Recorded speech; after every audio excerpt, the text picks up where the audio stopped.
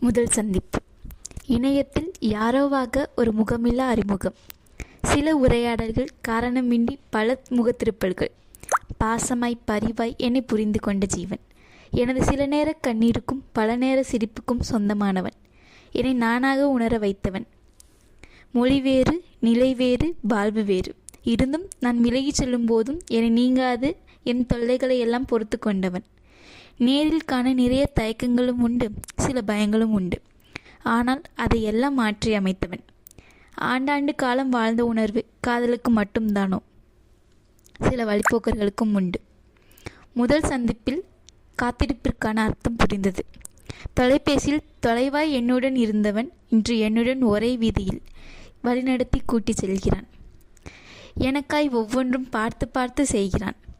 ரோட்டோர டீயும், தெருமுனையில் உள்ள ஐஸ்கிரீமும், காலை நேர தோசையும், மதிய பிரியாணியும். குழந்தையாய் நான் மாறிய நாள் அன்றோ. பிரிவே தர இயலாத ஒரு பிரிவு இடைவேளை. தோழனாய் இருந்து என் உயிர் தோழனாய் ஆனான். முதல் சந்திப்பே என்று தோணாத ஒரு சந்திப்பு. என் வாழ்வில் யார் வந்தாலும் சென்றாலும் வழிப்போக்கனாய் வந்த நீ என்றும் என் நினைவில் உடனிருப்பாய். மதியின் மொழி.